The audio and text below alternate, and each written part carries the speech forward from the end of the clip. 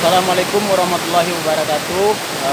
Kembali bersama saya Asrul, pengelola destinasi wisata kolam renang air panas Desa Sungai Medang. Baiklah, di sini mungkin pembicaraan ini adalah suatu motivasi atau saya menceritakan apa yang ada dalam pemikiran saya. Mungkin ada manfaatnya bagi kita semua, khususnya untuk warga masyarakat Desa Sungai Medang. Baik, saya akan bercerita bahwa potensi-potensi yang kita miliki di Desa Sungai Medang. Ini di depan kita, ini adalah satu contoh anugerah Allah yang telah Dia turunkan kepada kita berupa potensi alam yang Dia berikan kepada kita, dan di sekelilingnya ini tumbuhlah suatu tanaman-tanaman, yaitu tanaman bambu, perkayuan.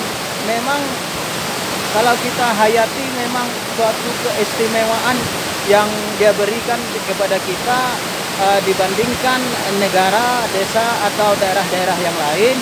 Salah satu contohnya seperti negara-negara maju, Amerika, Jepang, China, itu mereka itu membuat suatu, bagaimana mereka menciptakan lingkungan yang berbentuk atau yang bernuansa alam.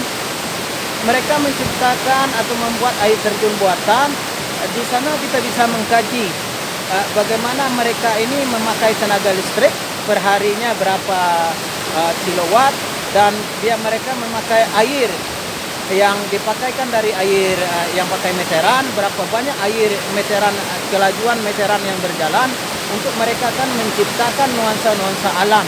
Nah, sedangkan kita sekarang ini tanpa memakai tenaga listrik, tanpa memakai tenaga meteran air, kita dikasih betapa besar anugerah yang Dia kasihkan sama kita. Maka marilah kita bersama-sama memikirkan bagaimana kita berbaur dengan alam dan bagaimana kita mencintai anugerah dan alam yang Dia berikan kepada kita, dan bagaimana kita berbaur dengan alam ini, kita bisa menikmati dan memanfaatkan semaksimal mungkin. Karena ya kita manusia ini diberi Allah kelebihan yang sangat-sangat lebih daripada makhluk-makhluk yang lain. Salah satunya itu adalah otak, untuk kita berpikir bagaimana Dia telah ciptakan semua kekayaan, potensi yang ada di dunia ini. Jadi manusianya ini bagaimana cara dia memanfaatkannya. Oke. Menyinggung dengan kawan-kawan, rekan-rekan yang lain, ayo, dan khususnya masyarakat Desa Sungai Medang, marilah kita kelola dengan secara baik potensi yang Allah berikan kepada kita.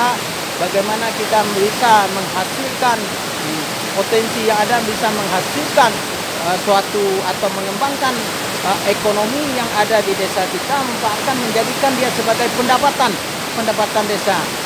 Adapun mungkin di sini bapak-bapak atau ibu-ibu yang berpendapat bahwa tempat wisata kita ini apabila kita kelola atau kita buka kembali akan mengundang kemaksiatan, atau ada yang menyatakan pencemaran air. Baiklah, di sini saya mencoba membuka mindset kita tentang pola pikir yang, ya mohon maaf, mungkin terlalu dangkal, atau mohon maaf lagi sekali lagi, mungkin bapak-bapak merasa saya mengkritik. Tidak, tapi memang tujuan kita ini bagaimana kita bisa memanfaatkan potensi yang kita miliki. Apalagi Desa Sungai Medang ini kaya dengan berbagai potensi alam dan punya sejarah. Kita sangat berkontribusi, sejarah kita ini, Desa Sungai Medang ini sangat berjasa kepada bangsa Kabupaten Kerinci dan Kota Sungai Penuh untuk memperjuangkan dari kemerdekaan yang dahulunya kita dijajah oleh Belanda dan Jepang. Salah satunya permandian air panas yang dahulu kalanya itu adalah permandian para pahlawan gerilya. Dia akan turun bukit di malam hari untuk mandi apabila dia lihat suasananya bagus, tidak ada penjajah di sana, Jepang ataupun Belanda. Mereka turun mandi. Setelah itu banyak di antara gerilyawan desa seperti pejuang-pejuang perjuangan seperti Bapak kita almarhum M. Kendak dan Bapak kita almarhum M. Aris.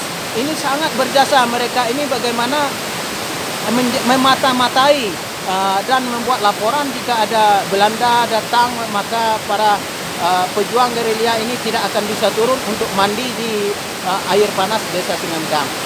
Nah, kita jangan sampai, saya mohon kepada masyarakat desa Sungai Medang, bagaimanapun kita harus memperjuangkan dan masyarakat, pemerintah Kabupaten Kerinci, saya mohon jangan menghilangkan sejarah. Apabila kita menghilangkan sejarah berarti kita tidak mengenal jasa baik mereka. Ya, cukup disampaikan. Oke.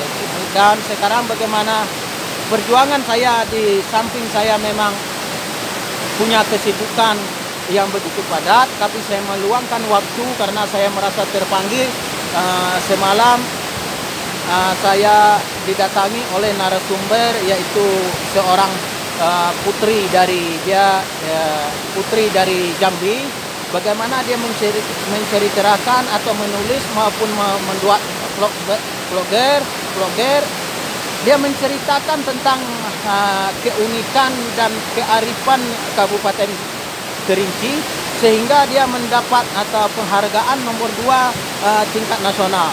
Jadi saya memang sangat terharu setelah itu panggilan jiwa saya, bagaimana saya bisa juga membantu beliau atau bekerja sama dengan beliau ini menceritakan atau mengcover apa-apa potensi alam, kearifan lokal, keunikan yang kita miliki, baik itu sejarah, budaya ataupun potensi alamnya, agar kita mempublikasi atau mempromosi ke mancanegara, agar kita ini betul-betul dikenal. Dan himbauan saya kepada kita semua, marilah kita lestarikan atau kita jaga potensi alam yang kita miliki ini. Sekian dan terima kasih. Wassalamualaikum warahmatullahi wabarakatuh.